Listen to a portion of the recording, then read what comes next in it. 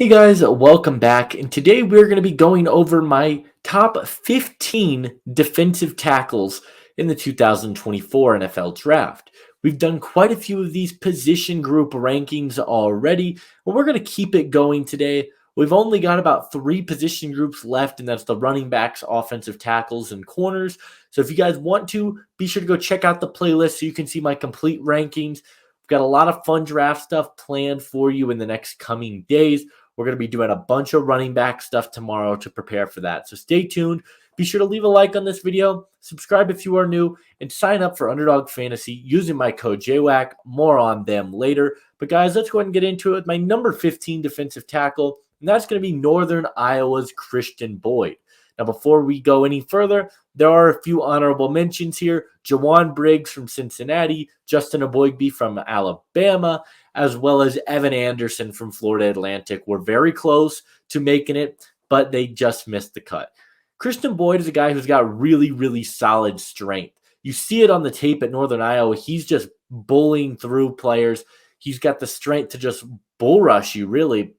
He's got a very quick first step, and he offers some pass rush upside. Now, the big thing with him, you see it on tape, and then you look at the RAS score. He very much underperformed at his pro day. Very poor RAS score, which may cause him to drop. That stands for Real Athletic Score. His change of direction was something that I just didn't like. He was not very fluid, not very flexible in the ways that I would like. He's also got very small arms. I believe he's got about a 77-inch wingspan. It's about 32-inch arms. Very small for the defensive tackle position, and he really struggled to take on double teams. It seemed like if he met contact with 2 defenders, the play was over. Boyd was not going to be able to do much there. He's a very interesting player, a guy that's gotten some buzz with the Lions, the Cardinals on top 30 visits, but doesn't really – I think he probably goes around the 5th round. My comparison for him is Detroit Lions defensive tackle Lee McNeil. Similar size, very strong players. They both offer some pass rush. Run defense is good as well, but it's not elite. That's the thing with Boyd. I think he's good. I don't think he is that elite defensive tackle. At number 14, we've got Gabe Hall. Now, right now, he's not elite. If you ask me this in 3 years, we could be looking at Gabe Hall as one of the best players from this group. I really, really like Gabe Hall. I think he's got very intriguing size. Now, he's 6'5", 290. The actual frame, he is a bit slim, but when you factor in his 81-inch wingspan, yeah, there's a lot to like there about Gabe Hall. He's also got some alignment versatility. Baylor lined him up on the inside. They lined him out at the edge position. And some have questioned his athletic abilities. I'm not buying that at all. And we really saw this at the Senior Bowl. He showed quickness. He showed power. He can win in a number of different ways. Very good pass rusher. I think the numbers aren't going to back it up necessarily, but I think the pass rush upside is certainly there when it comes to Gabe Hall. Now, when you look at what he struggles with, he's very unpolished, very raw as a prospect, was kind of used in a rotation for Baylor, wasn't an every down player. He's not a very good run defender either, just really struggled to penetrate the gaps. He's not that big space eater in the middle, and he plays with high pads, which causes him to potentially get pushed off balance. My comparison for him was a Walmart Chris Jones. There's been a lot of comparisons around Gabe Hall and Chris Jones, a lot of similarities between the two when they were coming out of school. I think Gabe Hall's got one of the highest ceilings of any of the defensive tackles in this group.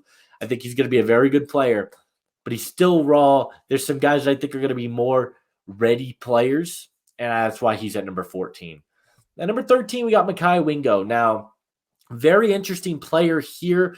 Good run defender. He penetrates the run gaps really well. He's incredibly powerful, incredibly strong, and he's a very twitched up athlete. I mean, he's got really good quickness. He moves exceptionally well. He's got some really solid bend. There's a lot to like there when it comes to Maiai Wingo, but his size is really concerning. Shorter arms, smaller frame. I believe he's 6 foot. That's really the big issue when it comes to Maiai Wingo. He's also very limited as a pass rusher. I didn't see very many instances of him getting into the backfield, pressuring the quarterback, being a dynamic force as a pass rusher, which could cause him to slip a little bit. My pro comparison for him is Maurice Hurst from the Cleveland Browns. Good run defender, a bit undersized, but both of them have exceptional strength. I think Wingo probably goes around the 4th, 5th round, somewhere in that range. Same thing with Gabe Hall. Good defensive tackle. I wouldn't say great, but I've got him at number 13. At number 12, we've got Dwayne Carter. Now, I really, really like Dwayne Carter. Similarly to Gabe Hall, he offers some line versatility. He could play edge. He could play defensive tackle. This is a guy who is a 4-time captain for Duke. Very good leader in your locker room. He's tested out very well at the combine. He interviewed very well. It's a guy that I think a lot of people are really going to like. Pretty solid athlete as well. He's quick. He's a pretty solid mover. Doesn't do a great job in like his track down speed of running backs, but he is a good run defender. He penetrates the gaps well, gets in there, and makes life difficult.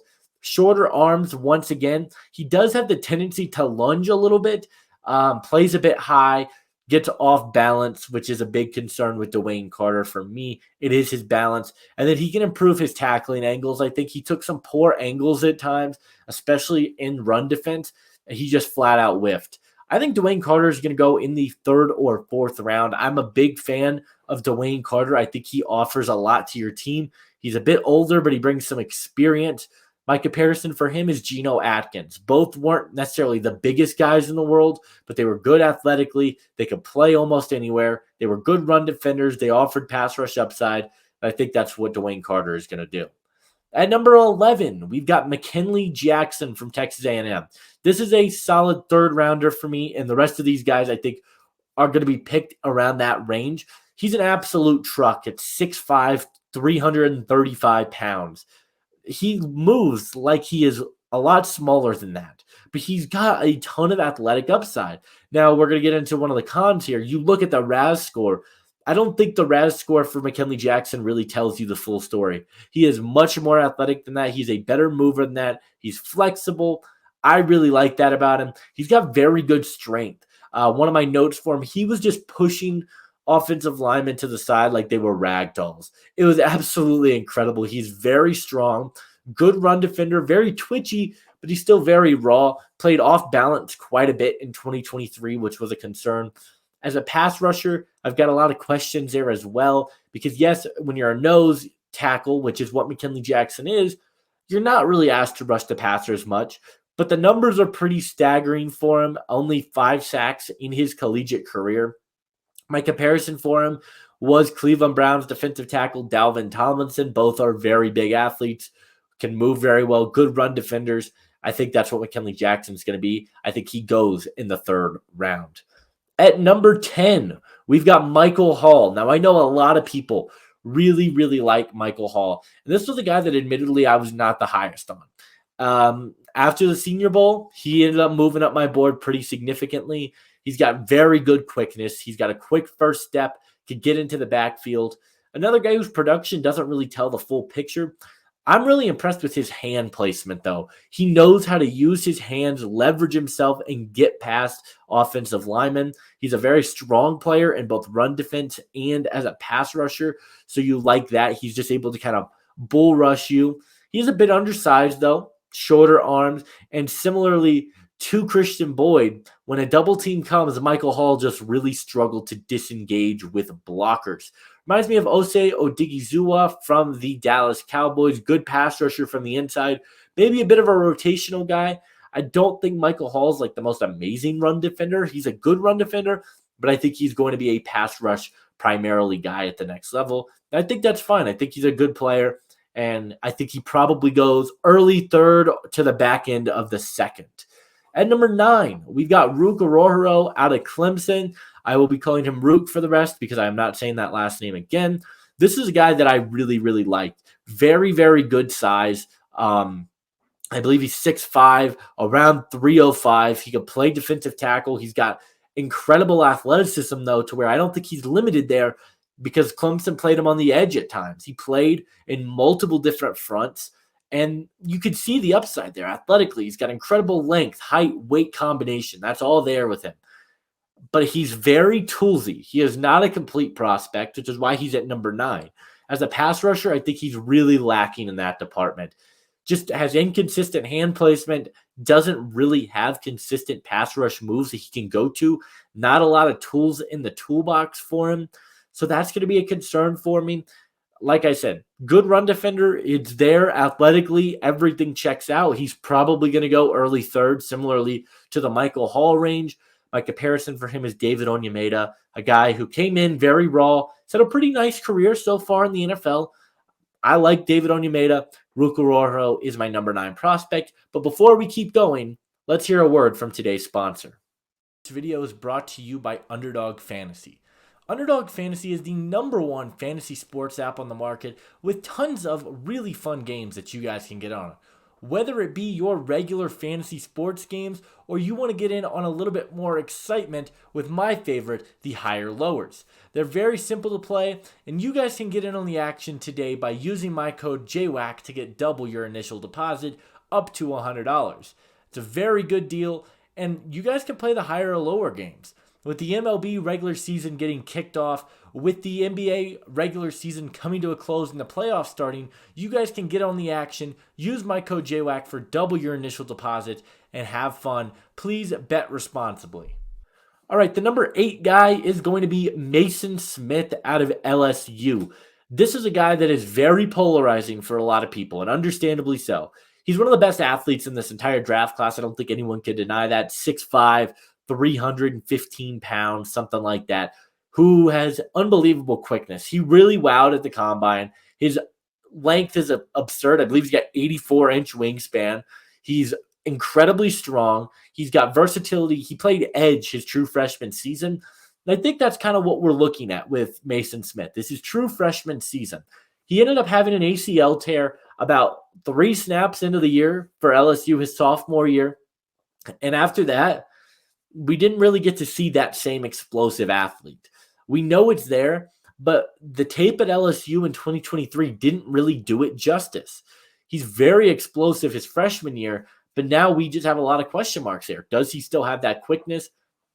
On top of that, he stops moving his feet. If he makes contact with an offensive lineman, his feet will stop moving. I think he's got a lot of versatility, though. He reminds me of Calais Campbell a little bit in terms of you can play him anywhere. He's got incredible pass rush upside. He's very strong and a very good athlete. I don't think he's going to be a future Hall of Famer like Calais Campbell probably should be, but I think Maason Smith can play a very similar role to what Calais Campbell has. At number 7, we've got Brandon Dorless. Bit of a polarizing prospect here simply because he's a bit of a tweener. We don't know if he's going to play edge or defensive tackle. His weight keeps fluctuating. We don't know which position group to lot him up with. I loaded him up with the defensive tackles because I think he's actually a perfect 3-4 end at the next level. I think that's where he is going to thrive. So I locked that up in the defensive tackles. Very quick first step, very versatile. We talked about that. Being a bit of a tweener, his size at 280 is a bit concerning, but he can play on the inside. He can play off the edge. You like that about him. He's very versatile. He's an excellent pass rusher, though, and I think he's one of the best pass rushing defensive tackles in the entire draft class. Very quick first step. He gets to that second level, gets into the defenders, into the offensive lineman, and he knows how to create pressure on the quarterback. He's been very productive for Oregon. As a run defender, that's where my main concerns lie.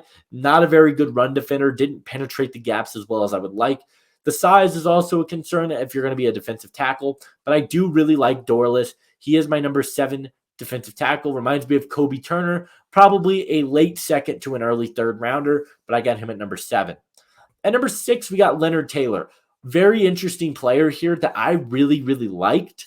He was my number 1 defensive tackle for quite some time. He played out of position for Miami. You're going to look at the numbers from last year to this year, and you're going to be like, what happened? They decided it was a good idea to play Leonard Taylor at nose, which is not where he lies. That's not where his strengths lie. He is an unbelievable pass rusher. If you look at his pass rush win rate in 2022, it's off the chart. This guy had so many ways to get to the quarterback. He was just so athletic, getting into the backfield, strong. He's an above-average run defender. I don't think he's a bad run defender, but he is one of the best pass-rushing defensive tackles in this class. My concerns with him were, you look at the numbers this year, they played him at nose tackle, which is not what he can do. Motor concerns are also there. It seemed like he took some plays off from time to time for Miami, which I didn't love. And he's got limited pass rush moves. Very good pass rusher, but he doesn't have like an elite toolbox of moves that he can just pull out at any time. I really like Leonard Taylor. I think he's going to be a very good player.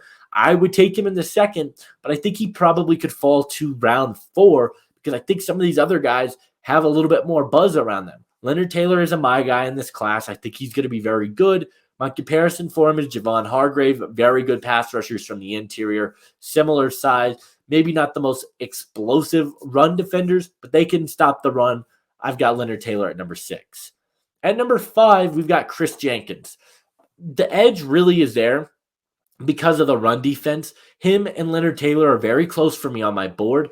I like the size that Chris Jenkins comes with. He started off last year in 2022, and we were like, oh, he's a bit undersized. He's around 285. He came into the year at 305 for Michigan. Very strong interior defensive lineman who's got a quick first step and tested out really well at the combine athletically. His dad played in the NFL. He's an excellent run defender, though. He knows how to close the gaps, penetrate the interior, and stuff the run. He's undeveloped as a pass rusher. He can be overly aggressive and play off balanced at times, but there's a lot to really love about Chris Jenkins and his game. I think he's going to be a second round pick because I think the run defense is going to be very valuable for him. My comparison for him is Daron Payne, similar size, very good run defenders, undeveloped as a pass rusher, but the upside is there for Chris Jenkins. I think he's going to be a great player. I've got him at number 5. At number 4, we've got Braden Fisk out of Florida State. Bit of an older defensive tackle prospect, started his career at Western Michigan. He's a bit undersized. Yes, I believe he's around 280, shorter arms, but an excellent athlete. Was one of the biggest winners of the NFL draft combine. The way he ran and lifted, we really loved that. Solid run defender, but I think, again, similarly to Taylor, he thrives as a pass rusher from the inside. He was consistently in the backfield, created quarterback pressure, and had an excellent year for the Seminoles in 2023. He is too reliant on his athleticism at times. Didn't feel like he had like a consistent toolbox that he could go to. Felt like he was like, I'm going to win with speed and power. And it worked, but I think he should develop a few more moves. Also some balance concerns for him here and there. He reminded me of a light Eric Armstead because Eric Armstead's 6'7", an absolute tank. I don't think Braden Fisk is that, but I think in terms of skill set, they're very similar. Braden Fisk is my number 4 tackle. This is where I'm going to lose some people here because I've got Byron Murphy at number 3. I think Byron Murphy's a great defensive tackle prospect. He's going to be the first-round pick. He's more than likely going to be the first defensive tackle off the board. Very good athlete. He's a very good pass rusher from the inside, and that's why I think people love him. You look at the pass rush potential of him. He's got moves. He's got power. He's got speed. He can beat you in a lot of different ways from the interior. I understand that about Byron Murphy. I think he's a great player. He has also got an incredible motor, and it seems like every single play, he is going to make it. He's in the backfield consistently. He doesn't stop until the whistle blows. But there are some concerns I have with Murphy, and I think he's got shorter arms for the position than I would like. He stops moving his feet when he makes contact. He stops trying to power through with his feet, and he tries to win with his upper body. You're not going to be able to do that against really big offensive linemen. And also, I think he's very limited as a run defender. There were not many instances where I was like, yes, he's going to stop this run play, and it's going to be great.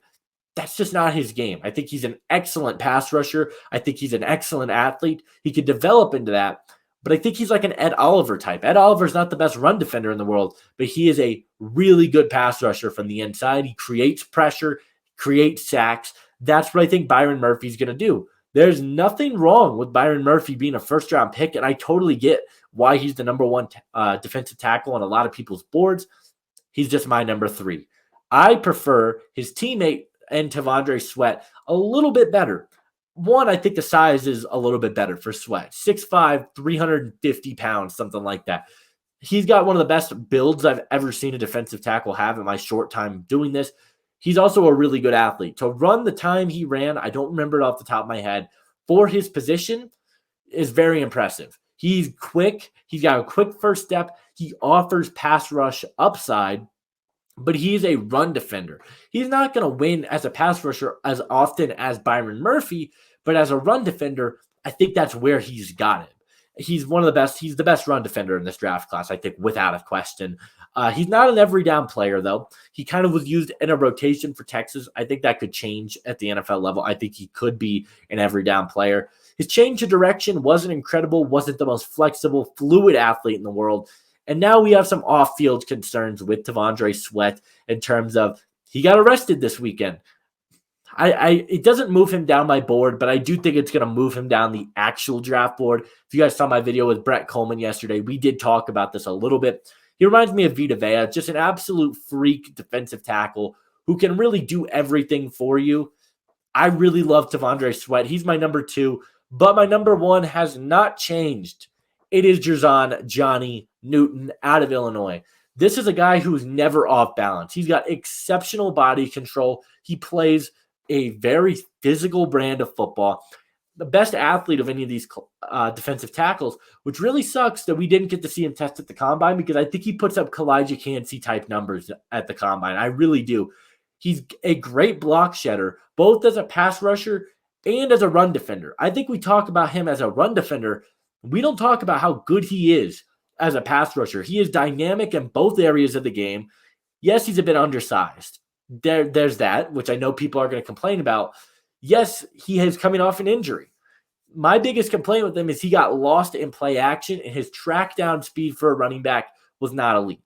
He reminds me of Aaron Donald, though. I know that's the cliche comp for an undersized defensive tackle. This guy is the closest thing to Aaron Donald I think we've seen.